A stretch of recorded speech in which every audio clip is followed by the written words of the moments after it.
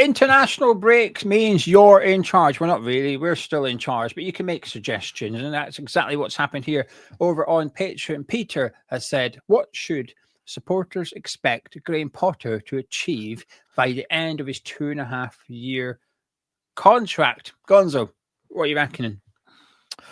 Well, I think what we expect him to achieve and what he will achieve are quite possibly two very, very different things. I certainly factor myself into that one. Well, let's split it. Let's split it then. What do you expect?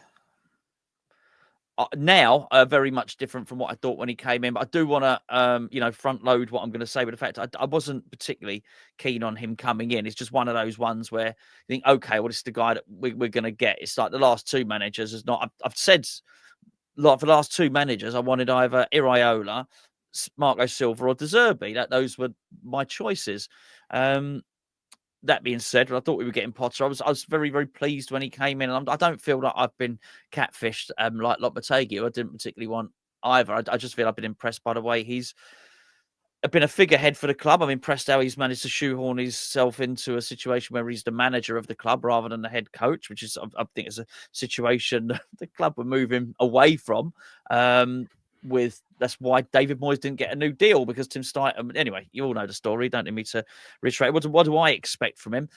Less now. I've found out and done an element of discovery, and now I've had a look, but more or less prompted by yourself, Geo, and had a look at exactly what he did at Brighton, because I was guilty of. I'll tell you what I was guilty of. I was guilty of not remembering particularly well. Guilty of just taking into account when West Ham played Brighton, and guilty of thinking possession-based football necessarily equates to attacking. It doesn't. So I am now very concerned about how much we will actually attack the opposition. That's what I think. What can we expect? What should we expect? We should expect a manager that can take the club forward, and which is probably slightly different to what the club. Well, it's exactly what the club needs. Yeah, what we expect and what the club need are probably quite closely aligned. So it's my fault you want Potter sacked. Is that what you're saying? I don't want him sacked. But if I'm absolutely honest, and all I can do is be honest here, right? The only reason I think he should stay is not because I've looked at his football and thought, wow, yeah, this guy needs to stay. It's that reasonable opinion in my mind saying, no, you do need to give someone time. So it's what I think may happen and what I think is the decent and appropriate thing to do and the reasonable thing to do, because of course I know you can't build a team really quickly and you should be given time. That being said, whilst that reasonable side of me, the good side, that good little me or me little alter ego is telling me that's the case, I think the naughty side is saying this is shit, scrap, get rid of him. But you can't get rid of him. I think what's happened is my hope. Here's what's my hope, that he will be the guy that will really take us forward as is not up there. I am concerned about the club next season, put it that way. Yeah, I think what I expect him to achieve, which is at the end of his 2.5-year contract, is to get us back into European football, which is at the end of his second full season, not next season, the season after. Yeah.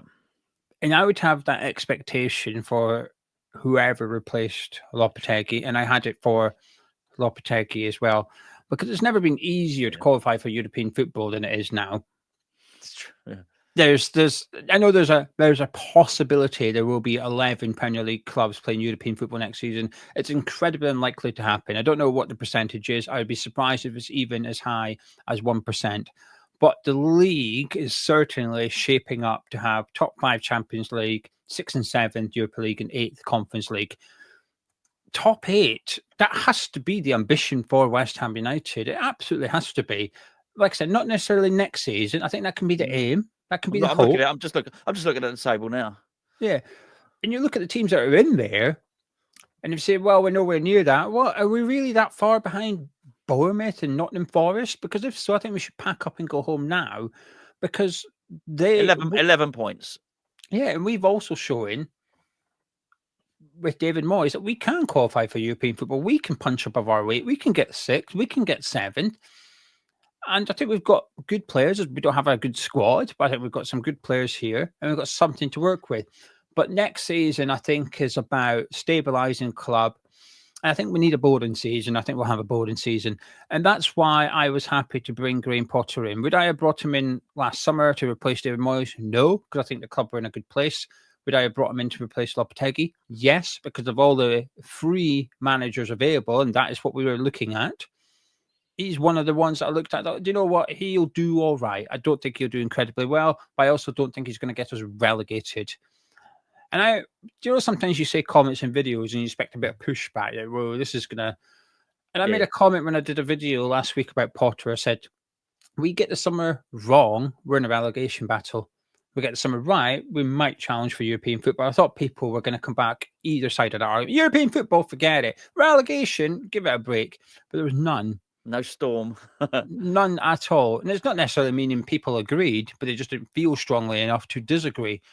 And I generally feel like that if we get everything wrong in the summer and transfers or go bad or whatever, we could find ourselves, because we were facing one until, I say Lopetegui went, not really, because he's still the one that put the majority of the points on the board that we've got currently. His points haul wasn't good, but it wasn't incredibly bad. It was the manner of the defeats and also the manner of the wins, that there were some games we won. You came away from going, how on earth did we manage that? Yeah. There wasn't much concrete evidence to suggest things were going to get good under Lopetegui. Yeah. So what do I expect from Potter in 2.5 years? Well, next year I expect us to form an identity in terms of how we play football. It might not be to everybody's taste, but I feel like under Lopetegui we didn't have one. And I also think that was confirmed by what has been suggested, that some players were going to training during the week. We were playing a certain way. They'd rock up on match day and Lopetegui would instruct them to play a different way. And then we had that young lad. Oh, forgive me, I can't remember his name. He was a fullback. Have you seen it? You might not have seen the clip. I can't remember his name now. You're going to have to forgive me.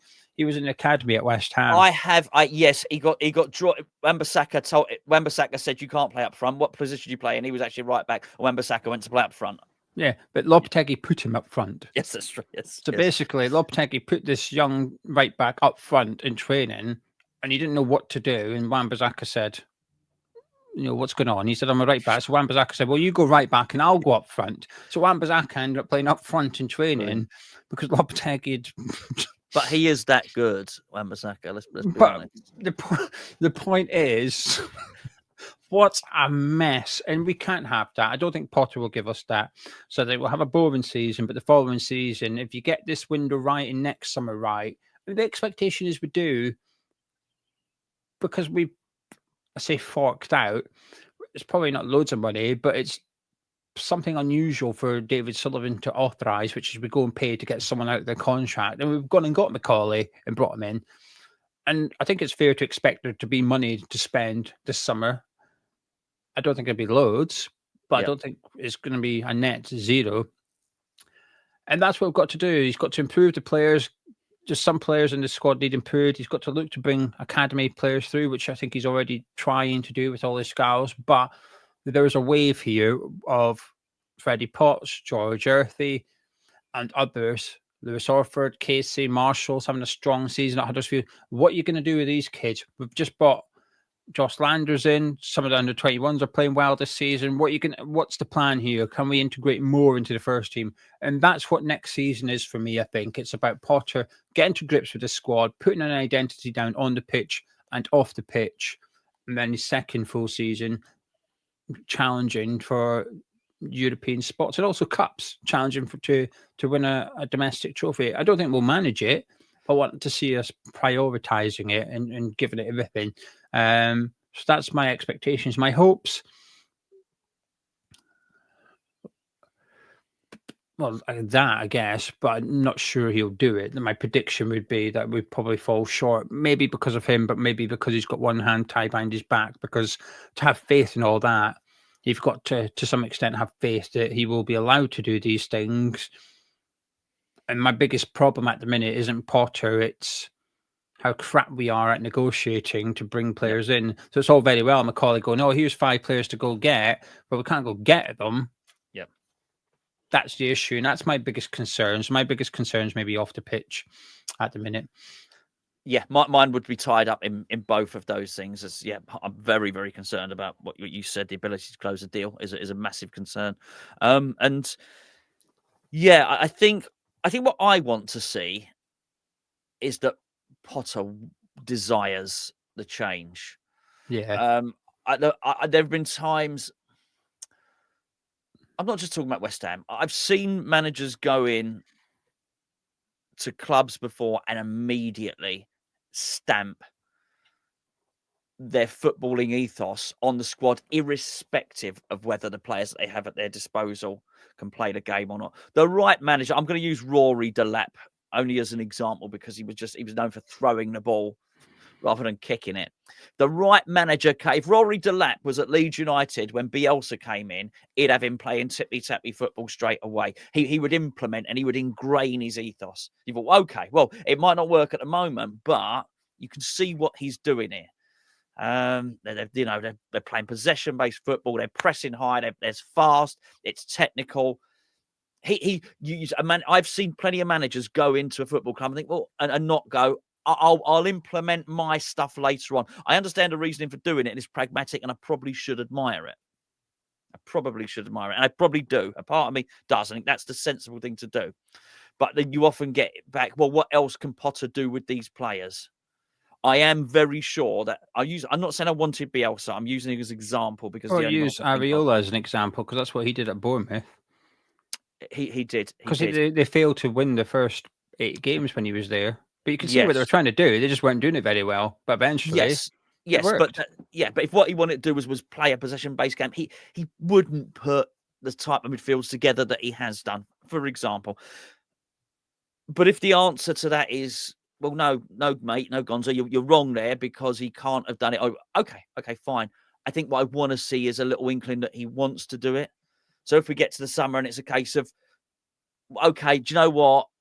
Whoever it might be, pick your player, your non-technical type players at West Ham.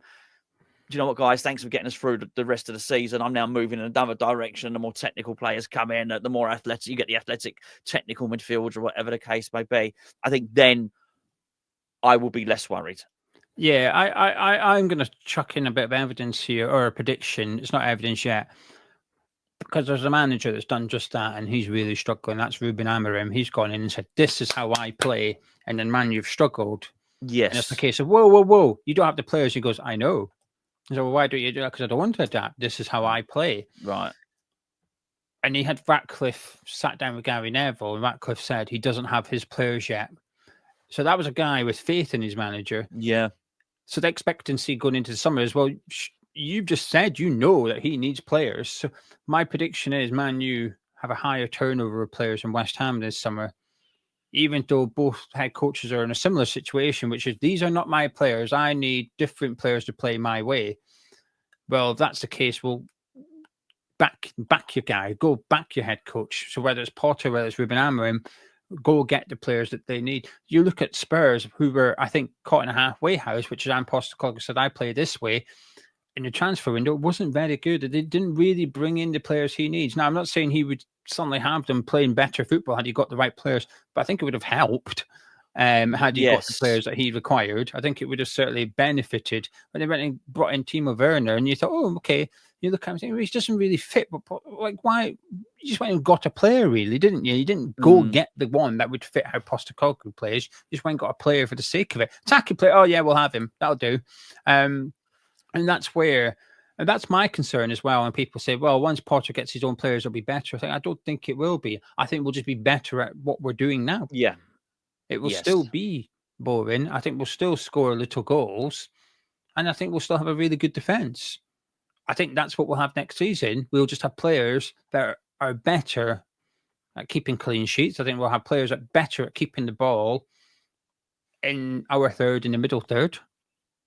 But I don't necessarily think we'll have players that are cranking up the creativity. Or I think if you can get the goal scorer, that would make a difference. Because if you're only going to have a low number of shots per game. You want someone bloody clinical at the front of your team that's put in the back of the net. I think you get one of them, you might see a bigger difference, but I don't think you see a difference in the style of play. You just see a difference in the efficiency further up the pitch. Yeah. And that's my worry. And that's why I keep asking it. And it's a bit patronizing. It's the third time. I still not had an answer. I do wonder how many people think once he gets his own players, things will be better and will be more entertaining if they watched Brighton Potter. And if you did, that's okay. Say, I watched Brighton's Potter and I think we will get better and we'll be into that's okay. But there's been one or two people came back. So actually, I never watched Potter's Brighton. So fair enough. I do just wonder if there's a link there. Yeah, and just to support you on that, I think his first season he scored 40 goals with Brighton, and obviously 38 games. I think his next season he scored 46 goals or something. So it's not, and yeah, I might have the stats slightly wrong.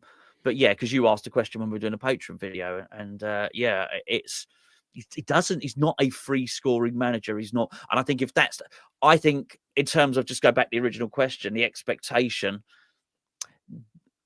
that won't get him a new contract. If what he has is the year, and then, that the range of the season, another 2 years, if he carries on, he doesn't create a goal scoring team, he will not get the new contract. I'm pretty sure at the end of it, because we'll have to see season ticket sales and whatnot. And we've actually done another video about apathy towards West Ham, and which we've already recorded earlier. But yeah, I think he's going to have to understand that he's at a slightly different club. I'm not saying that it's a bigger challenge than Chelsea or Brighton or anything like that. The dynamics are a bit different at West Ham, because managers have been let go because they don't play the right brand of football, and because there is such I can't imagine there's another club like it. Unless Man U do their thing with the 110,000 fans or whatever, I can't think that there's probably another club that have almost tried to double their audience by moving to such a big arena. So it's just quite different. You are going to have to offer up something to people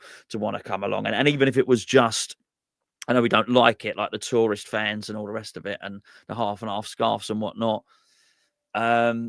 If you are going to entice people that aren't affiliated to a particular club, then you're probably still going to want to make West Ham an attractive team to come and watch. Do you know what I mean? If you're not going to think, what's the most likely result? Probably going to be 0-0. I don't. It's not a way to entice people in. So interesting.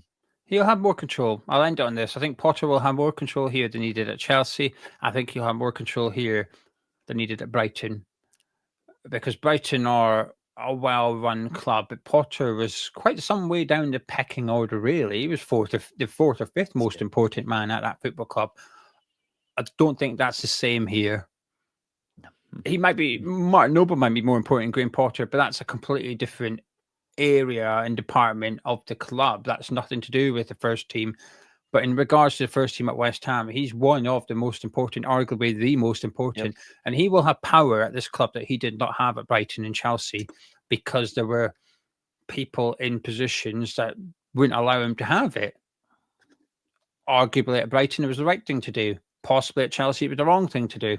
But at West Ham, I think he will have the ability to make this his football team more than he had at Brighton and Chelsea. I'm not speaking about Swansea. I don't know enough about Swansea, so I don't want to comment on that. The Swedish club, I'm pretty certain, had Potter's fingerprints all over it. You would assume so after all that time, yeah. Because I'd imagine there would have been a handful of full-time staff there, and that is it. I wouldn't be surprised if some of the staff at that club were volunteers. Yeah. Essentially, they were fourth division in Sweden, right? They couldn't have had. It probably didn't have a big infrastructure, so you'd imagine it was Potter's team. It was very successful, so he's going to have power at this club. Let's see how he can use it. Hopefully, look, get it right, it'll be good. Get it wrong, it'll be much and much the same again. Yeah. And that's dangerous for West Ham. West Ham cannot have another season like we've had this season in terms of people switching off. No. It's dangerous. Anyway, we're off. On the forum channel, we did a video about why people are switching off about West Ham. If that's not going to cheer you up, I don't know what will. The link's in the description below. But if you enjoyed this video, please do drop a like on it. Subscribe to the channel, chat myself and Gonzo. Catch you in a bit.